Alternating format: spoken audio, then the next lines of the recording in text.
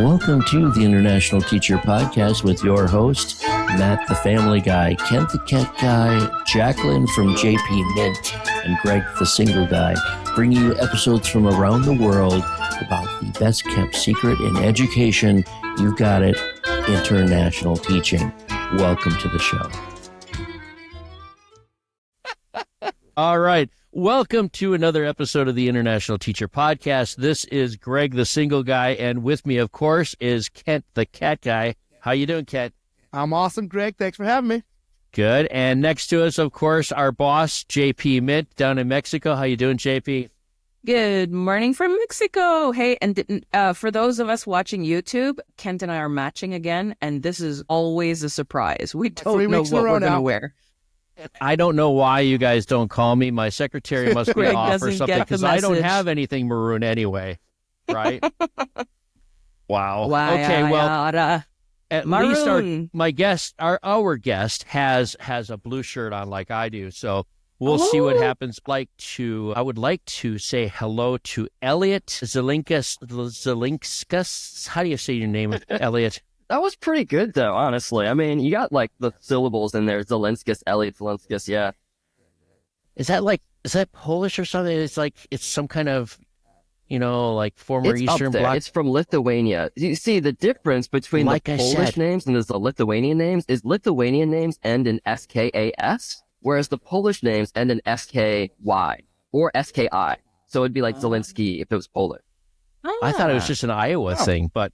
And listen, this is so because I was in an interview with Elliott back in 2022. We were on episode 39, I believe, and it was episode 34, back in August of 2022. And you and I were talking about a lot of things. You had just come out with Nomadic Teachers as a website. We talked a little bit. You are from Iowa. You were in Hong Kong. Now you're back in Iowa for a little bit. I want to reach into that, but I did want to welcome you back to the show because it's great to have you on as a returning guest. We don't get a lot of them. And welcome. You're already in the family right now. You are special, though. You are special, and you have some special gifts for us, for the audience. And I'm really excited about this episode because it's one of the best tools that I've seen online for teachers, and it's right up your alley. It's free to the teachers, etc. I'm going to let you introduce it, but please give us a little elevator pitch about how you got into education, where you are now, in case they didn't hear the other episode. Absolutely. Yeah, I've always been in education. My undergrad, I studied business, so I really like entrepreneurship. And then my master's degree, I studied elementary education. But my first job out of college was a paraprofessional. I moved straight to San Francisco after I finished school in Chicago, and my buddy's girlfriend was the educational leader of the San Francisco School District, and she just got me a job. And it was my first time to work inside the school system as a paraprofessional. I loved it. And then after the school ended, I worked for the YMCA at the same school teaching skateboarding lessons. And that was my segue into elementary education. I really liked it, and I just kept looking at a globe. And during my lunch breaks, and my supervisor, she was like, "You're obsessed with like other countries and the world and stuff. Have you ever thought about teaching abroad?" And I was like, "Thought about what?" And then so I Googled it that night and realized that there's this whole ecosystem of ESL teaching. And I went to Prague, got my CELTA certificate to teach English as a second language. From there, another professor recommended to go to Vietnam. They had a friend who was managing a school in Ho Chi Minh City. So I went there for a year, loved it, went to Shanghai after that for 3 years, went to Seoul, South Korea after that for a year, all with teaching ESL. And I realized I was like, I want to keep doing this. I really like it, but by that time I had learned about the international school network, which is different, of course, than the ESL school network. And I went back to San Francisco, got my master's, and then taught at the French American International School there, a phenomenal school in the city. And then once I graduated with the master's, I got a teaching job in Hong Kong, again, from a different professor who recommended me to, their friend who was a principal at the school that I ended up teaching at, but she's from San Francisco. So there was like a little network connection.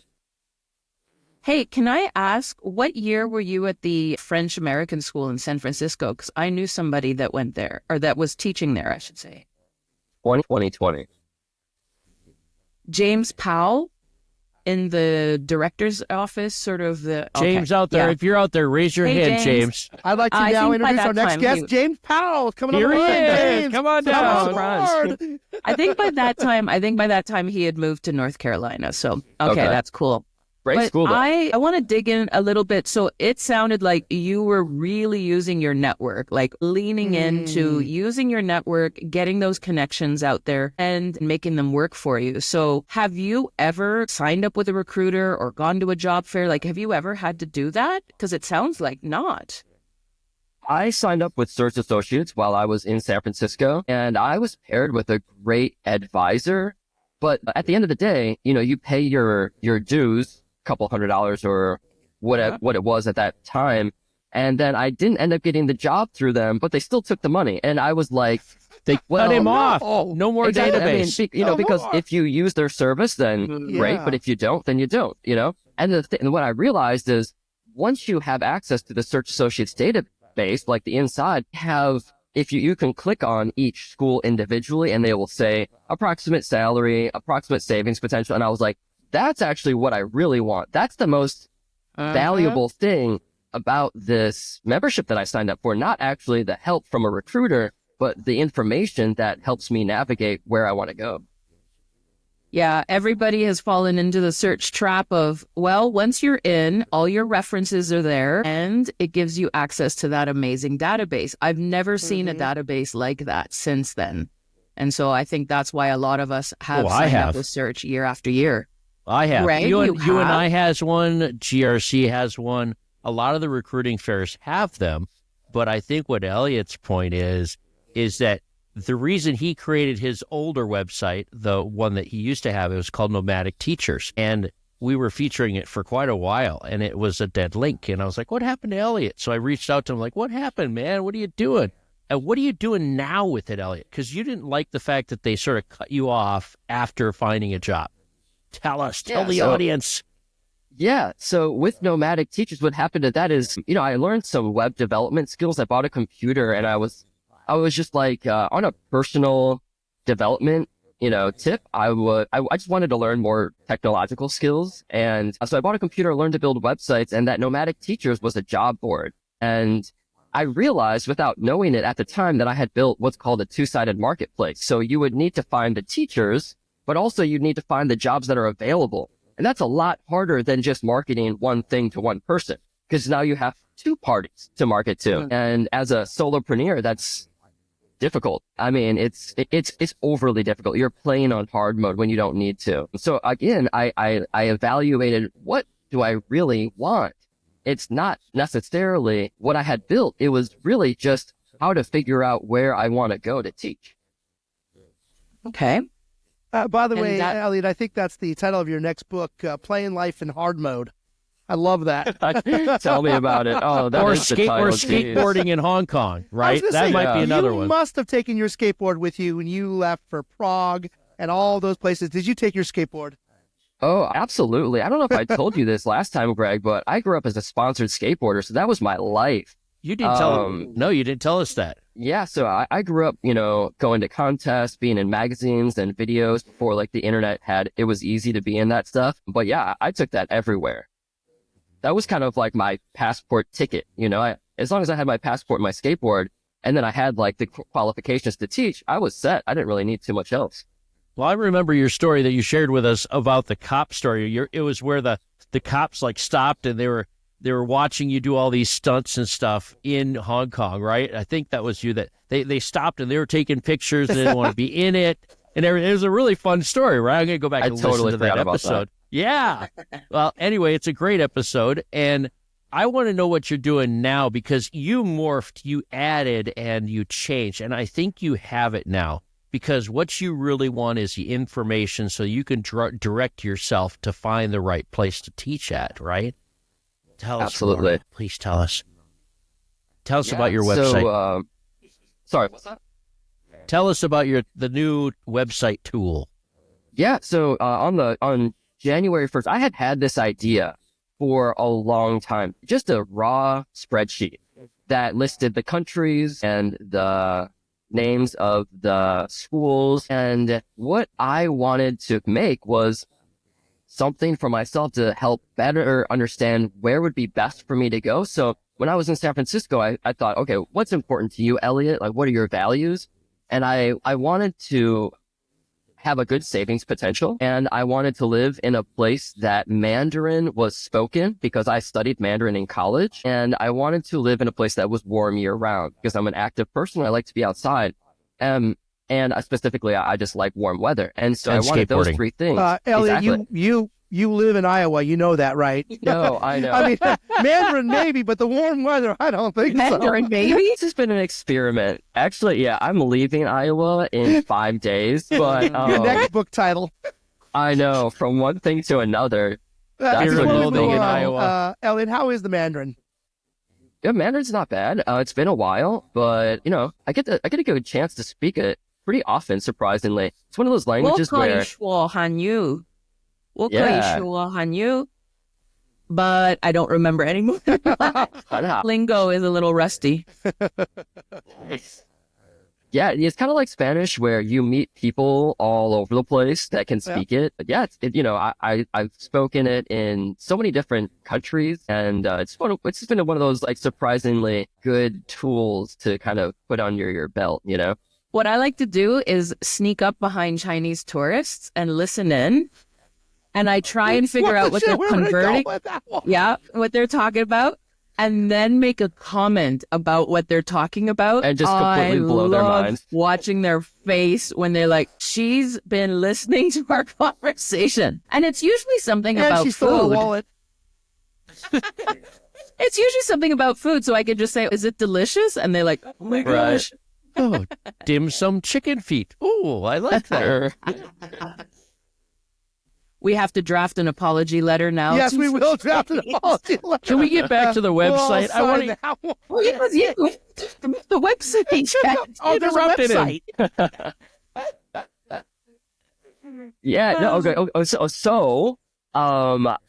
I had this idea for a really long time, and I started making it myself just by digging up information that I gathered from Facebook groups and Reddit threads, people saying like, it's safe to go here, or this school provides tuition for my children, or this school doesn't. And I was like, all of this information, it needs to be in one place in a really easy to access way.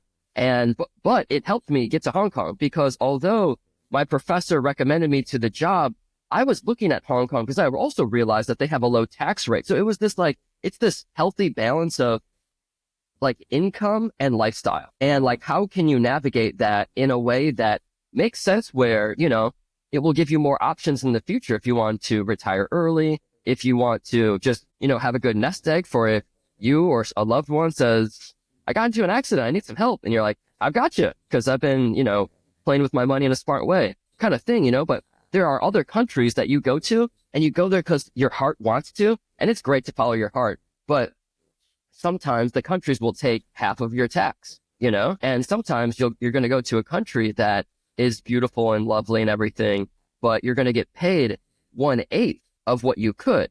And so I just wanted to find this good balance. And so I realized eventually that I wasn't going to be able to make this spreadsheet on my own. And so I just put up a blank spreadsheet on the website. And for anyone who wants to go, it's internationalteachersalary.com. And I just made a post on Reddit. I was terrified, but because I never post on Reddit, but I'm like a lurker who like always looks at the International Teacher Forum, Yep, and I just said I was like, hey, I made this if anyone wants to contribute. And that day, over 100 people submitted their salary on the first day. And I was like, whoa, there's something here. And then I think the next day, something like 50 or 70 people, and every day people have submitted salaries now, and it's been 25 days, and I haven't gone there yet today, but I mean, there's over 400 I'm on it right now. submissions. That's why I keep looking back, and I keep looking over here, and there's 33 records. These are submitted by other teachers in these schools. And what I love about it is that it is just packed with information that I can go in here and surf through by country, by school name. I can see how much they're reporting monthly compared to what they're making annually, the percentage you can share. Am I right? All this stuff. It's wild. And you can filter, I think, right? You can filter the categories. So if your number one category is warm temperature, you can filter by something like that. I don't know. Do you have a category for warm temperature?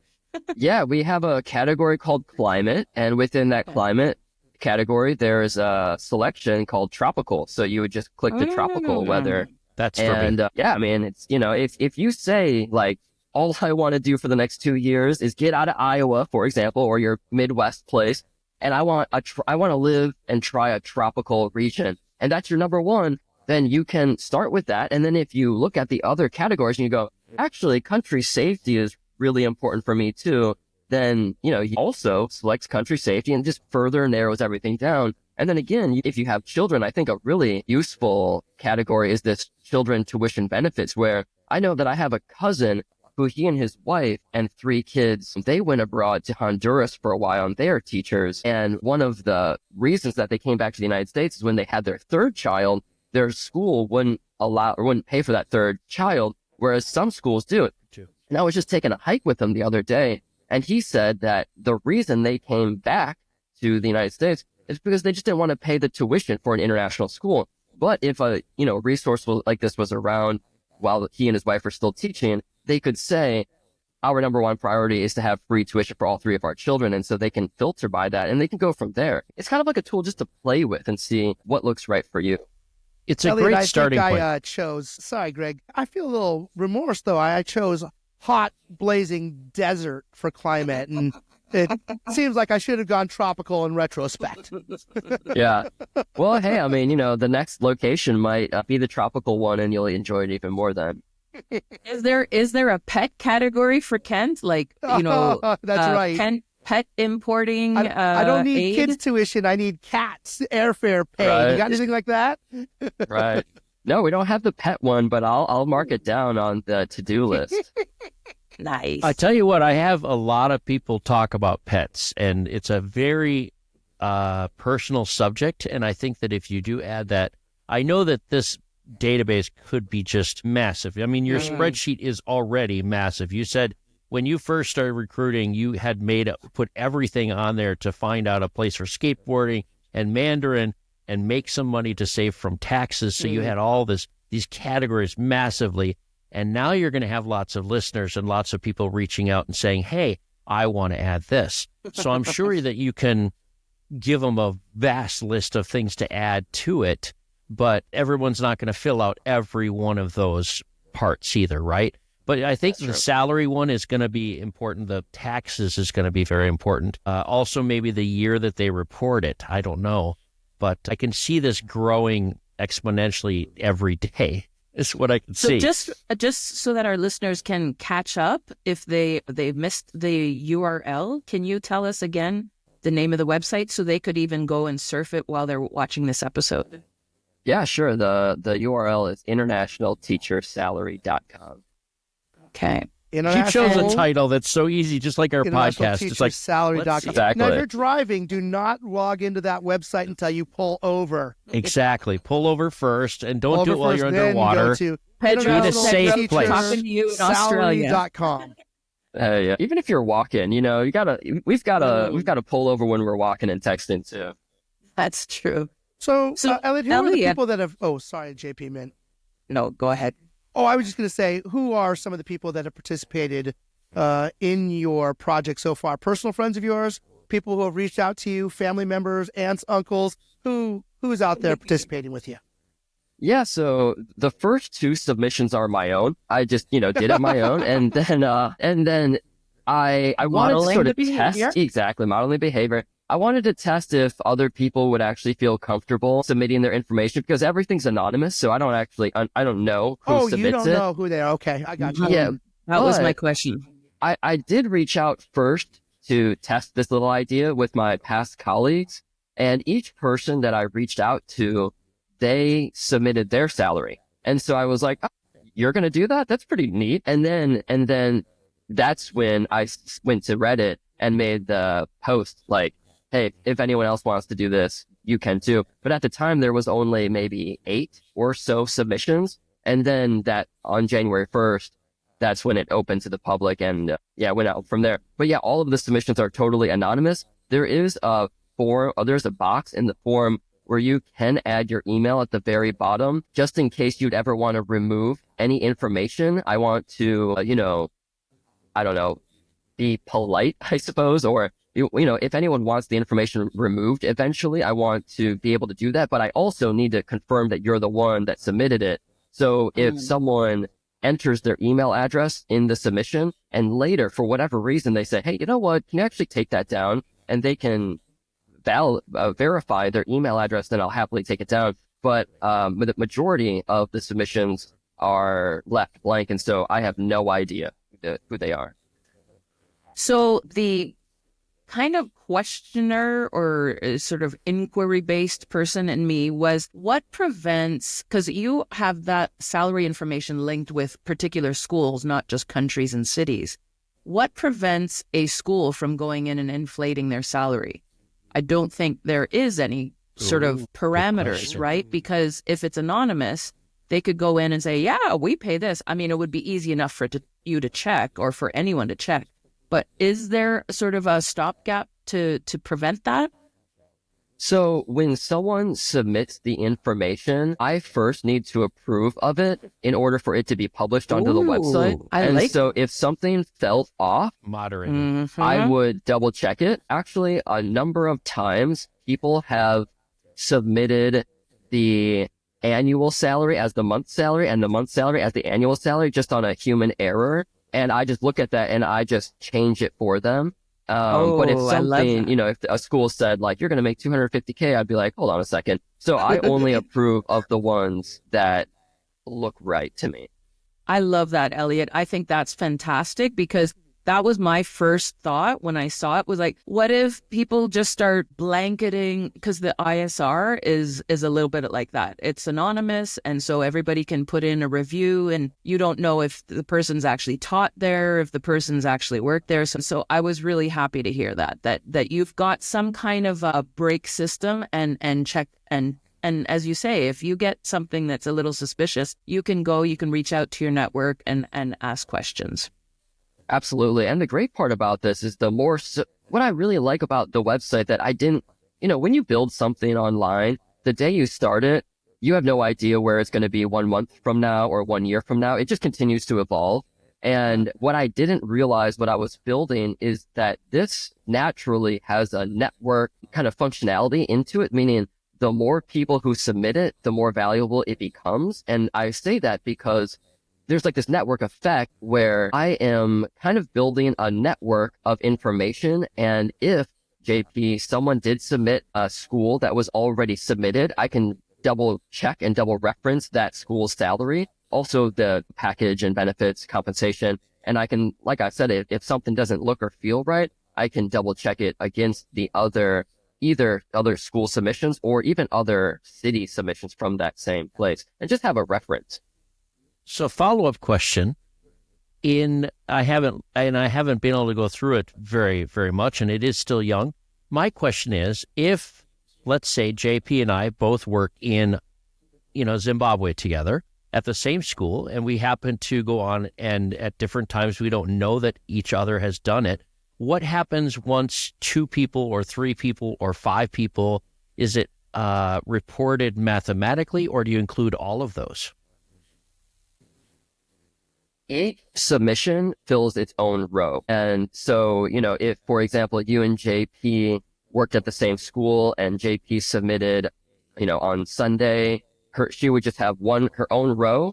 And then Greg, when you submitted on the following Monday, for example, then you just have your own row too. And what's great is that, as JP mentioned, because you can sort and filter it, if you wanted to like, for example, if you said, whoa, this is really cool, I got an interview with this school, what you can do is you can filter by only that school. So it will only show the school that you're looking for. And if there are any submissions, then you can get like a a little report basically of, rows of teacher submissions about, not only their review, their rating, but also the salary and compensation packages. Well, I also love the idea of someone that's looking for they have that interview and they're looking for not countries, the other schools in that city to sort of compare their package. So let's say they get an offer from one of the schools in Tokyo, and then they can go and filter from the city and see the other Tokyo salaries and be able to compare. So even expanding it beyond just the school, you can go citywide, countrywide, and so on. This sounds amazing. My mind is already starting to spin about how I can help my clients guide them to your website and not only to use it, but also to contribute to it. So thank you so much is this going to be free? My next question is is this going to be free for a while? Can we get in and access this information for a while? Are you looking at some kind of a subscription down the road? Honestly, I don't know. I haven't thought that far. I just really want to make it the best resource possible. I don't know what it's going to become. The only thing there are 2 points to that I do know. And the first one is the database software that I'm building with it. I have already, thanks to the teacher submissions, we have already gone past the past the free tier. And so I'm now on this free tier, but it ends in 22 days. And so, it's one of those things when I have to start paying, probably some other people do too. But before that happens, what I thought of is, how can I start to earn a little bit of revenue just to offset that software cost? And so if you see right at the top of the website, there's a little advertisement for a great little firm called Thai Tax. And this is a guy named Steven who's actually been doing my taxes while I was abroad. And I've just absolutely loved working with Steven at Thai Tax. And so I reached out to him and I said, I showed him the Google Analytics and, in the past 25 days, there's been 25,000 people who have seen the website. And I said, let's do a little advertisement because it's tax time right now. And he said, great. And so I partnered up with him and making a little bit of revenue from that advertisement. So that at least will offset my expenses for hosting the website. But in the future, I don't know. It might even be donation, right? It might be donation. Maybe it might be a one-time fee. Coffee.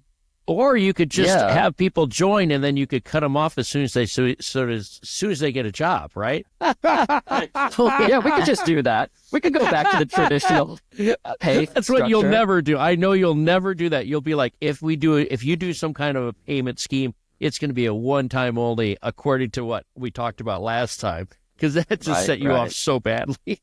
Yeah, that's it. Yeah, honestly, I have no idea. I was just talking with someone and they are, because right now is also a time that it's getting later in the season, but it's, recruitment time right now. And I was just talking with someone the other day and they said, they work in Hong Kong as well. And they said, from what I'm making, I can just look at your salary information and I can pinpoint the schools that I want to work at. And I can pretty easily make $5,000 more, if not even $15,000 or $20,000 more. Because when he applied, he just didn't know that the other schools paid differently.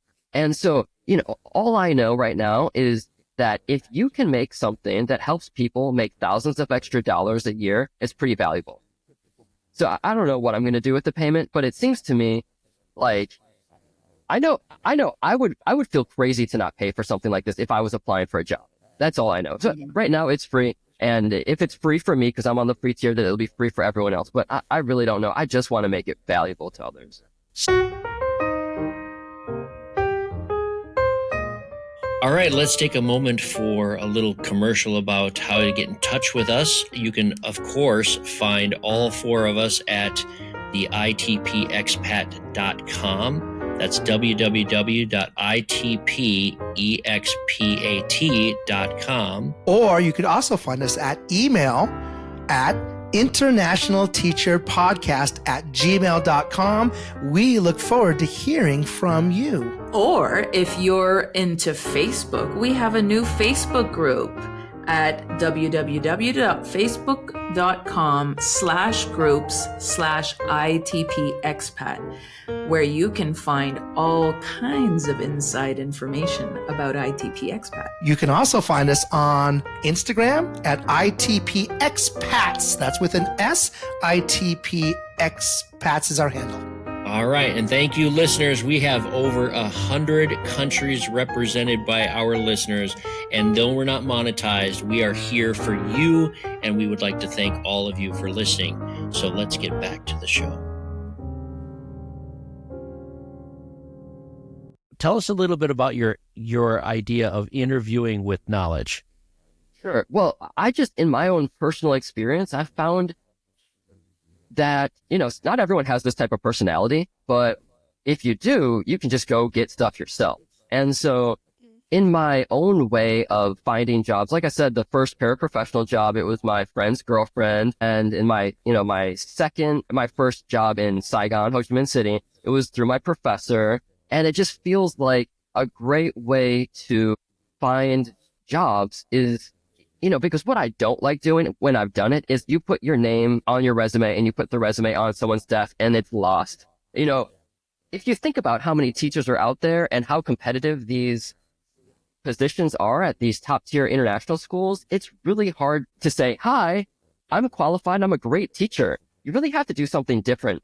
And I really recommend, having a blog, having a podcast, writing useful information on the internet somewhere, on LinkedIn or something, because it's never been easier to actually reach out to someone at the schools that you're really interested in and say, hey, my name's Elliott. I'm a qualified teacher. I see that you have this curriculum and that you are pushing the envelope on technology. And I'm really interested in that stuff. And I wanted to just introduce myself for a future position down the line, maybe.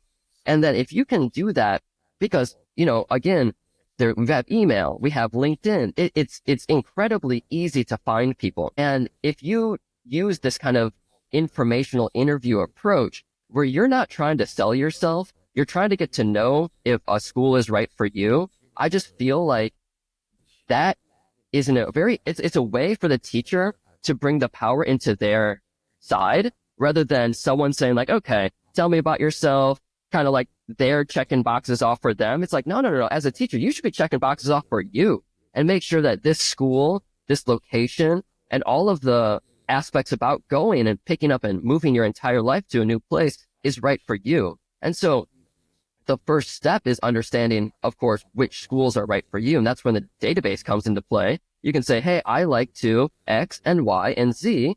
And then based off my values, I want to find the right city, usually is first. And then within the right city, let's go check out what the pay differences are between these international schools. And you go to a place like Singapore or Hong Kong, kind of the two big juggernauts of international education. And you go, wow, so you're telling me that some international schools in Hong Kong are pay $35,000 a year and some pay $135,000 a year? Wow, I'm glad that I know that because I can get a job, based off my experience and qualifications. So if, for example, you have 4 years of teaching experience, you probably won't be making six figures, but you can probably get pretty close to it. And it's all about finding the right target for you, but then taking that initiative step, which it takes some initiative, right? And that's when you go, oh, okay, so these are the top 10 schools that I would absolutely love to get a job at. I'm going to go onto their website. I'm going to see who their principal is, whether you're an elementary, middle, or high school teacher. And you go, oh, okay, so this, for example, is the high school teacher. And for example, I'm a high school biology teacher. So I'm going to reach out to this person plus the coordinator of the science department and just introduce myself and say, hey, would you give me 10 minutes so we can just talk? Because I would love to know what it's like to teach at that school. And you're not even saying, I need a job. Please give me a job. You're not even saying that. You're trying to form a connection. And then once you do that, who do you think they're going to hire when they go, darn, we need a new biology teacher for the high school division? They're going to go, what about that person that just reached out to us? Because not only they took the initiative, they must be pretty organized that they're doing that, but also now they don't have the recruiter fee that they need to pay. And as we know, international schools, A, make bank. They are money-making machines. But B, they hate to spend money. And so they have it, but they love to cut costs in any way that they can, as any business does. And so if you can help them do that, it's a win-win. Wow. Yeah, I was thinking about that. So that's one of the ways that I recommend to my clients to target. It's called like targeting the school you want. So that's one way of applying for a job. Another way is, through a recruiter. Another way is like using your network. But the target school can be very efficient if you have a limited number of schools. But if you, let's say, you want to target 100 schools, it's going to seem overwhelming. So I think that targeted approach really works when you have something like your website to filter down to the core, say 10 or 20 schools that would be a good fit for you. And then targeting those, finding the principal names and because I think that is, for example, I've got clients that say, I just want to go to Japan. I just want to teach in Japan. Now, there's still hundreds of schools, so they need to filter down, okay, what is it about Japan you want, and what curriculum and what salary range and things like that. So I can see this going hand in hand with your website. Exactly. And I think it does too. And I don't think that my approach, like you said, is the only approach. I think that you should do it, but I do think that you should also put your resume in with the recruiters, because some schools go straight to them, So what you want to do is both. But as you make a good point, is you're not going to do this with 100 schools, but I love the idea that you can do it with your top 10. And if you got your job at a top 10, how happy are you going to be? It's going to be, you're going to stay longer. You're going to appreciate it more. Like, for example, all of, your clients who want to be in Japan, and then you say, okay, what part of Japan? And they say, I want to live right downtown in Tokyo. And you go, okay, well, that helps a lot, right? Because there are 20 schools downtown Tokyo, and you can go and then again, you can simultaneously use the recruiter with the database, and you can say, well, out of those 20, looks like these are my top 5. I'm going to start there. I'm going to take one day out of my life, and I'm going to send emails. I'm going to send beautiful individual emails to these people, either on LinkedIn or on the email address that's listed on the website. And yeah, I am not anti-recruiter. I'm just pro-initiative. And so I want people to find the best school, not just a school for them, but the school for them. The right fit. And yeah. www.amazon.com or wherever you find your finer books. Finding the right Finding fit. the right fit by Gregory R.R. Everybody Lemoine, says MD, the right PhD. fit. That was where I was going with that. Everybody That's the pitch says the right fit. It's It is. in It's every the right interview. fit. Everybody I talk to, every said that, time yeah. you hear about it, Yeah. that's the word. I got a quick question for you. If this whole teaching thing doesn't work out, is Steve over at TyTax, is he hiring this year? I'm just thinking about shooting him off an email. That's Steve over at TyTax. Is he hiring this season? Do you know? That's what we're talking about. We're talking about going direct to the stores. So yeah. I'd like to bring Steve on the line now so Greg and I can ask for jobs. I want to Hey, I was filter and studying find one accounting. without Kent. Can I find a school without Kent? Can you filter Kent? Yes, that a Kent, category? no. And skateboarding and no People Kent. database. I love it. Yeah, nice. Well, Elliot, what's I next think- for you, buddy? Sorry, JP. No, that's okay. Go ahead. No, you just said you're picking up sticks from Iowa in a few days. You got yourself the big web project. What's coming up in the life of Elliott Zelinskas? Yeah, well, I came back to Iowa 6 months ago. I really loved it. I kind of bought a bunch of stuff that is really not like me. I bought my first car ever, and I realized that I don't like having a car. So That's because you and can't just, get your foot down to push it quite the same I as a skateboard. I know. We need the skateboard Some cars you car, can. like, It's like the Flintstones. Flintstones, exactly. And so I want to go back to a city, and yeah, I'm pretty open though. These days I work remotely, and so I'm just trying to, make stuff that I know about that would help other people. And I'm not exactly sure where I'll land, but I'll be leaving at the end of this month, and it's very on the fly right now. I'll say that. So wait, are you saying that you're going to go to the airport in Iowa and just say, okay, whatever ticket is going to Where tropical you going? destination, I'm buying it right now. You No, have the no idea only where you're thing- going? No, I have an Airbnb for the first 2 weeks in Chicago, for February, where I'm going to drive there and try to sell my car. And I might stay in Chicago, and I might not stay in Chicago. Or it's a very up in the air kind of time right now. fluid. It's a developing story, Elliott. It's developing. It's a need to know. Yeah. So is your full-time work is not this website? This website is your passion project at the moment. Do you want to talk to the listeners about what you're doing to pay the bills, or does anyone want to keep that on the down low? I'll probably keep it on a down low. I built another website, and that now makes more than I did as a full-time teacher. And so that's when I felt comfortable saying, thanks, Hong Kong, this has been great, but I'm going to move on. And once that happened, then I've just been making a couple other websites. One of them picked up, and yeah, it now pays my bills, which is great. Okay, great. Fantastic. So after Chicago, you don't know. The world is open. And hey, I've got a really good website if you want to go to it, internationalteachersalary.com. So you can, filter down your climate and what you're looking for in your next destination. Oh, dang, I'll have to go check that one out. Internationalteachersalary.com. Elliott, we always have a question, and I don't think when you did the interview, you had this question. When you're moving to Chicago, what are the 3 things other than your car that you're going to take with you? And skateboard. That leaves us with 1. He's keeping the skateboard. He's selling the car.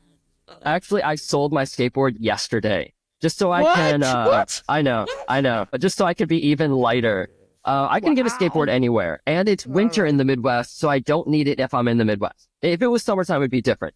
So I'm going to take my car, but that doesn't count because I'm going to sell it as soon as I possibly can. I will have my laptop and a backpack and a nice pair of hiking shoes.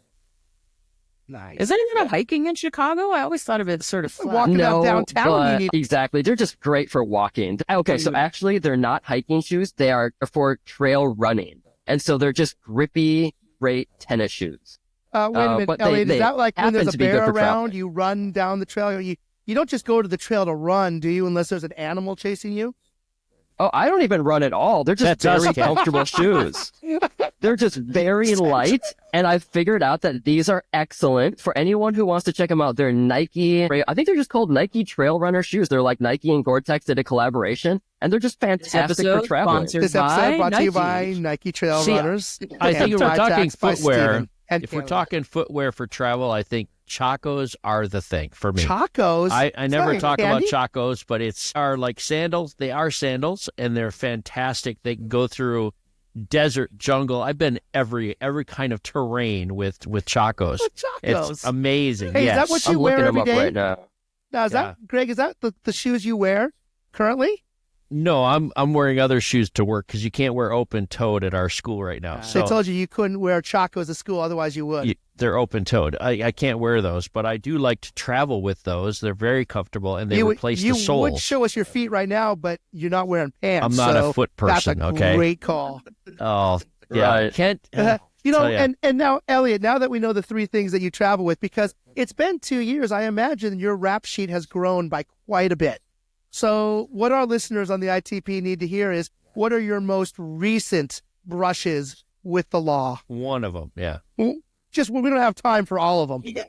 Just question. My recent brushes with the law. Ooh, I feel like I've been a good boy lately. Or customs. Could be a customs All right, story. so the public defender told you to say that. Yeah. Don't mind Kent. Man, I have a statement to read from my lawyer. Yeah. I do have a quick story. I was out and about with some buddies the other weekend, and so we were at this bar downtown in the town that I'm from, and, it's late night, and they have a patio, and this patio is made of wood where there's a fence, and then the patio structure of the foundation kind of cuts it, so it makes this triangle. And my buddy said, next drink is on you if I can jump through it. And right when that happened, this is the bar district police officer, just as they do. They're kind of just, cruising around the downtown. And the run-in was everyone's really friendly. It's a little town. And so my buddy, at the same time, you just couldn't have timed this more perfectly. He ran and jumped through the structure, actually made it without either clipping his head or his toes. And the police officer saw him, stopped, got out, started clapping, walked over to him, made sure he's okay, gave him a fist pound, got back in his car and drove off. And so I was like, okay, I guess the next round is on me. That was amazing. It's like parkour or something, it sounds like. right? He jumped through this structure, and it was so like cool. from the ground, but it was one of those where if you don't jump high enough, you'll clip your toes, and if you jump too high, then you'll clip your head, and he just made it through, and I was very impressed. So You know, that was I the did last at least time. 2 of those things between here and the kitchen in my house. I know. That's why I was like, whoa, you got that, man. Nice job. Parkour, watch only, don't try this at home kind of a sport. That's right. I was not That's participating in that. I thought he was crazy. So yeah, I do not recommend to drink and jump over things at all. So, Elliott, Change it. you're not thinking about a certain part of the world. Are you still going to do international? Are you? You've Yeah, been just come back overseas overseas, a long buddy. time. Such a good question. Yeah, so as I mentioned, I went to school in San Francisco. I absolutely love it out there. That's very bicycle friendly, more my style. I do like Hong Kong a lot. Southeast Asia in general, Vietnam, Thailand. I'll probably be going to one of those. It's going to be Chicago, San Francisco, Saigon, or Thailand, or Bangkok, maybe Hong Kong. I would suggest it's one of those. Since I've talked to you guys, actually, since I made the initial website that now is my job, I spent a year going to a different country each month. And so What? for that last year, yeah, I started in wow. Europe, did the summer in Europe, went all over the place, and went back to Asia. I went to Taiwan and just all over the place. And so, I mean, I wouldn't mind, to be honest, because we have Airbnb now. So if you can make, income Make some remotely, cash. you just hook up onto an Airbnb. And if you're not a person who has very much stuff or needs very much stuff, you've got your backpack, and it's even easier than just getting settled down because you don't have stuff and everything's provided for you. So I kind of wouldn't be surprised if I did that. It kind of seems like my nature. Well, if you're in the Maldives in March after Ramadan, I'm going to go to the Maldives and go do some diving if you're out that way.